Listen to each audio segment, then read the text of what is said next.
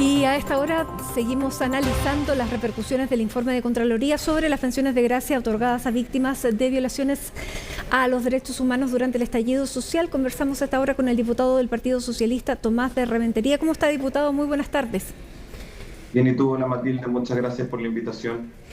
Bueno, lo primero, ¿qué le parece este informe de Contraloría en que se señala que hay un número bien importante, hay distintas, todavía hay discrepancia en las cifras, pero entre 58 y 69, como dice ahora el Ministerio del Interior, reciben esta pensión de gracia, pero cuentan con antecedentes penales.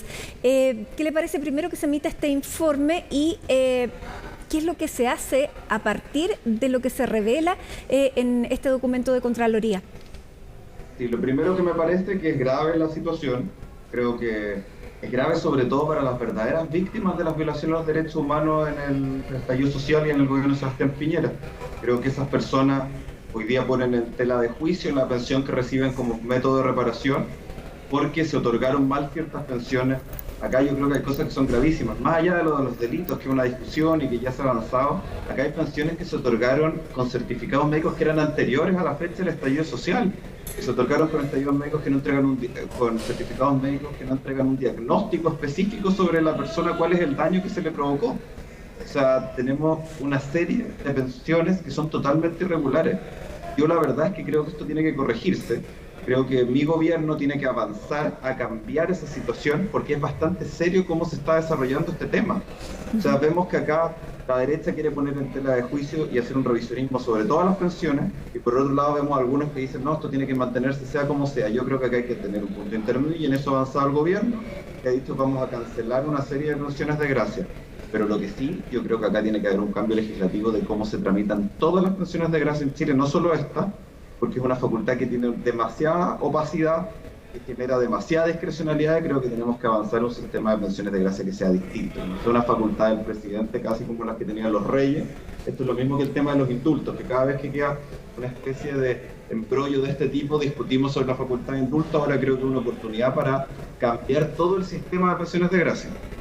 Bueno, de hecho, el decreto por el que nacen las pensiones de gracia es absolutamente antiguo, data de 1826 y se estableció precisamente para otorgar pensiones de gracia a viudas, a personas que terminaran con invalidez, pero sobre todo vinculados a hechos militares.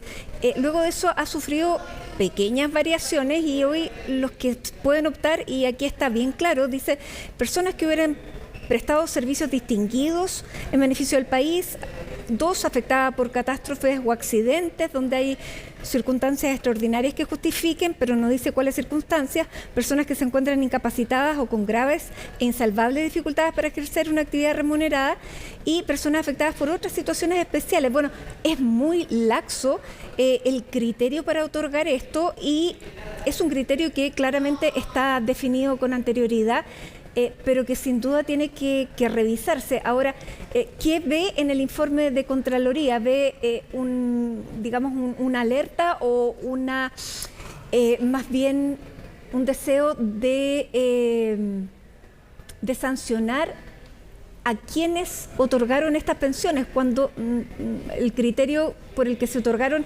es bastante laxo? Bueno, lo primero que decía es toda la razón, esto es un criterio prácticamente discrecional, o sea, la amplitud de causales que tienen las pensiones de gracia es aplicable casi a cualquier persona del territorio nacional podría estar viviendo alguna de esas situaciones que se señalan ahí, porque tampoco están bien definidas, no hay un marco de aplicación exclusivo. Pero también acá tenemos que ser un instructivo. Este sistema empezó en el gobierno del presidente Piñera como una forma de reparación, en el fondo para prever, por ejemplo, demandas que se hicieran contra el Estado de Chile, todo este método. Tal vez para mí no era el método concreto, este gobierno lo siguió. Ocurrió una serie de irregularidades que el informe indica el INDH y cierto departamento del Ministerio del Interior que ve pensiones de gracia, un departamento social. Ahora lo que sí han tenido diversas fuentes, por ejemplo, cuando cerraron los puertos para los trabajadores portuarios, para los trabajadores, por ejemplo, de Nacar, del carbón en el sur, ha habido, pero en este caso escapa un poco de eso. Eso fue porque en el fondo el Estado eliminó su fuente laboral y fijó estas pensiones vitalicias de gracias a personas en este caso un caso distinto y creo que también se podría haber usado otro mecanismo. Ahora, ¿quién es el encargado de, por una parte, establecer o verificar que una persona es, digamos, merecedora de una pensión de gracia por incapacidad? ¿O no existe? Esto se hace a través de una glosa presupuestaria que se fijó especialmente para reparar a las víctimas de violaciones a los derechos humanos en el estallido social. Claro, porque pero ¿quién no tiene que revisar ese informe? ¿O tiene que existir un informe? Primero, el INDH califica como víctima a una persona, el primer paso, y después la tramitación propiamente tal y la cuantía de la pensión y una serie de cosas que tiene que ver con determinar el porcentaje de invalidez, y todo eso se hace a través del Ministerio del Interior, que tiene un departamento social, de asistencia social, creo que se llama, que es el que ve ese tema. Entonces, obviamente hoy día el sistema no funciona bien, entonces hay que pensar una forma de cambiarlo.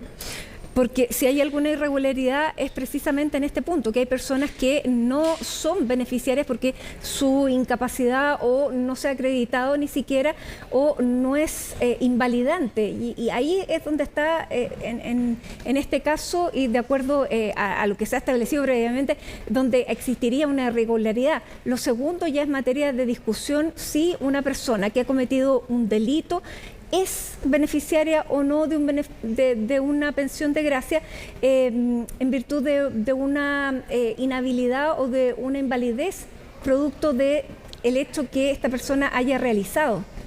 En ese caso, ¿qué le parece a usted? Yo creo que aquí hay dos cosas, como bien dices tú, Matilde. El primer tema es pensiones que definitivamente están mal otorgadas, sin discusión. Personas que tienen licencias médicas o certificados médicos que no declaran un diagnóstico claro, lo declaran con anterioridad, que son anteriores al estallido social, incluso algunos que son ilegibles, dice la Contraloría. En este caso, esas son unas sinvergüenzas y no se les deberían haber otorgado.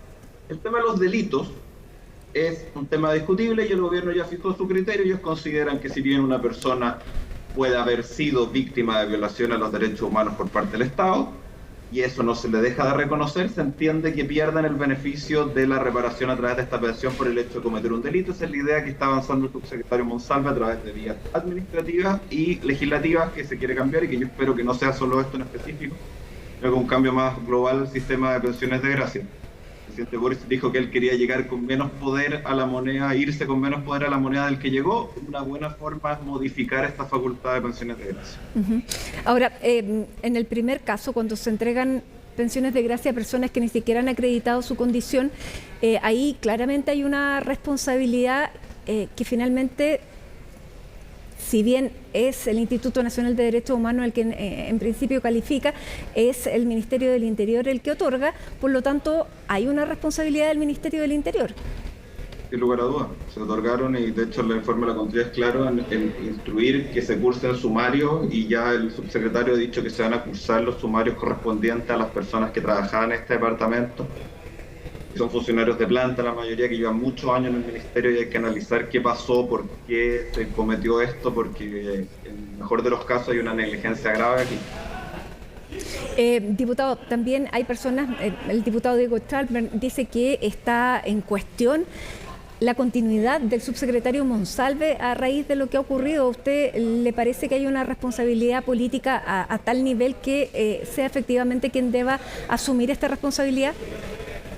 Parece que el subsecretario Monsalve, con la grave crisis de seguridad que hay, era imposible que estuviera metido a quien se le otorgaban pensiones de gracia, que no hay un departamento específico que ve eso dentro del ministerio, no hay una responsabilidad política directa, le entregó la información, ha tratado de cambiar el sistema. Yo creo que está bien, que uno puede criticar esto, ha sido de grave violación a los derechos humanos en un gobierno del que Stolper era parte, pero acá el aprovechamiento político que está tratando de hacer Renovación Nacional y la UDI me parece risible. Monsalve está haciendo bien su trabajo en materia de seguridad, no lo podemos culpar a él por un problema administrativo que ni siquiera es mayoritario dentro de las pensiones que se han otorgado. Si uno mira la cantidad, una cantidad se discutía porque decían que el subsecretario mentió, dijo que habían 47 personas que han recibido pensión con prontuario, que habían cometido delitos, pero eran 58, pero la diferencia tampoco, digamos, que del total de pensiones es una cifra, incluso, y las mal otorgadas son la minoría, así que tampoco yo haría el aspaviento que acabó miles de pensiones mal otorgadas, porque no es así.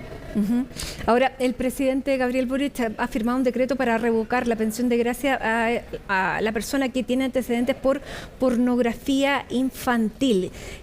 La ministra del Interior dijo que esto se debía revocar inmediatamente y no era uno de los casos también con daño permanente. ¿Le parece que hay que actuar con esta celeridad, sobre todo en delitos como pornografía infantil? De eso estamos hablando. Sin lugar a dudas, yo creo que las personas que cometen delitos, si bien esto no quita que puedan haber sido víctimas, o pues en eso yo no entro en esa discusión, las personas son víctimas incluso con lo que hagan, pero creo que pierde este beneficio fiscal a raíz de eso. Es lo mismo que me gustaría que pasara con las pensiones de las Fuerzas Armadas de los violadores de los derechos humanos. En el fondo no se reconoce, se reconoce que ellos tuvieron su trabajo, que merecían la pensión, pero después cometieron hechos graves en el futuro que les priva de eso. Lo mismo creo que tiene que pasar con las pensiones de gracia. Y en este caso, de acuerdo al delito, ¿se debiera revocar? Sí, yo creo que tiene que buscarse un mecanismo que diga, no sé si delitos que merecen pena aflictiva. También hay delitos que son especialmente graves que no merecen pena aflictiva. Por ejemplo, violencia intrafamiliar a mí me significaría un delito que yo creo que debería, la violencia ejercida familiarmente, también privar de la pensión de gracia a una persona que la recibe. Yo creo que en esto hay que avanzar, porque me parece que también este beneficio es demasiado laxo, los requisitos para seguir recibiéndolo, y es vitalicio. Hay que buscar formas de que si una persona, y bien una persona puede haber perdido su trabajo, como las personas de NACAR, o puede haber sufrido una violación a los derechos humanos, eso no significa que el Estado lo va a financiar, aunque haga las tropelías más indignas o cometa los peores delitos. No tiene por qué el Estado seguir financiándole ese método de vida. Sin duda. Diputado, bueno, es un tema que inicialmente, bueno, el presidente ya ha establecido que le va por decreto a quitar a esta persona, se van a analizar el resto, pero es un tema que reflota también la idea desde la oposición que hay un compromiso, de hecho lo decía el diputado Andrés Longton, que revela un compromiso de el gobierno con el octubrismo. Hay también argumentos que vuelven a salir a propósito de este tipo de temas por una falta de cuidado. A mí, primero, ese término yo nunca he entendido. Le preguntaría a Longton qué es octubrismo para él. Pero si hay un compromiso con la reparación de las graves violaciones a los derechos humanos cometidas en el gobierno de Piñera, pero obviamente lo hay. Lo que hay que hacerlo es hacerlo bien, porque aquí lo que se hace es hacerle daño a las víctimas, incluso porque se pone en tela de juicio a personas que, por ejemplo, sufrieron inutilidad por el trabajo por una golpiza enorme hecha por agentes del Estado, o personas que perdieron sus ojos por esas situaciones, o el caso de personas que perdieron la visión completamente, como Gustavo Gatica. Yo creo que ahí en esos casos son justificadas.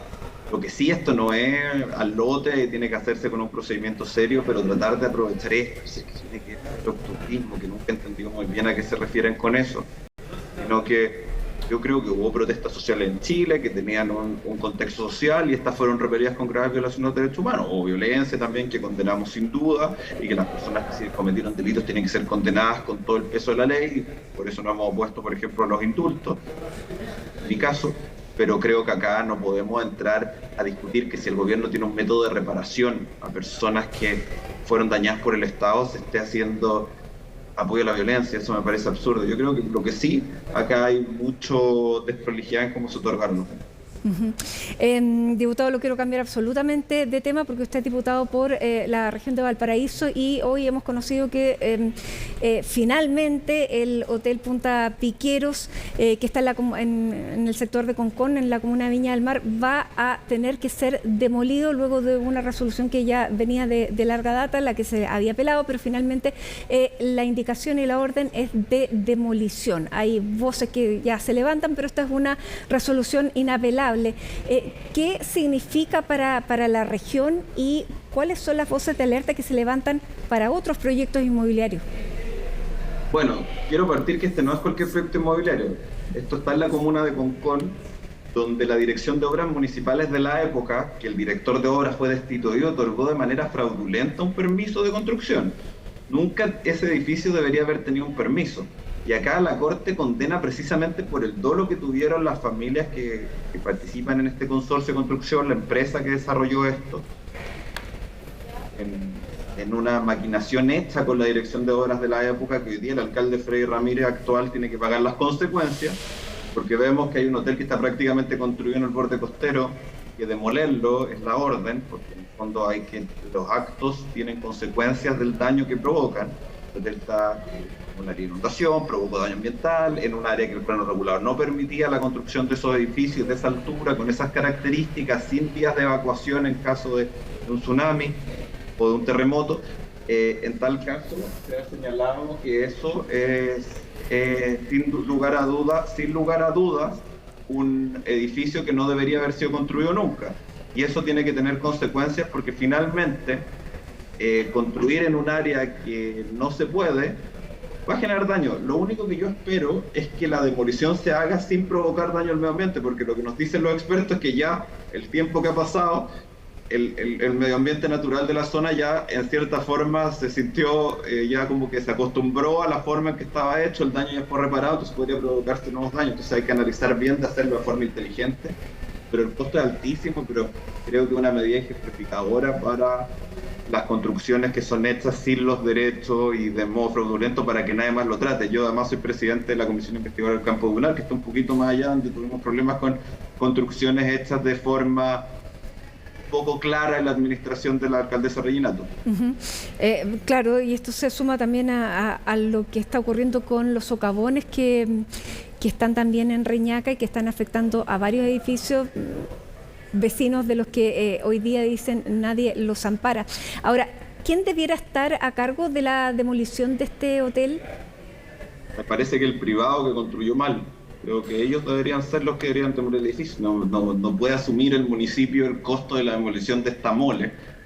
Sería realmente por un error de los particulares que participaron en la construcción de un edificio de manera fraudulenta. Va a tener que pagar los vecinos de Concón la demolición de esta mole que cuesta varios millones de dólares, me han dicho.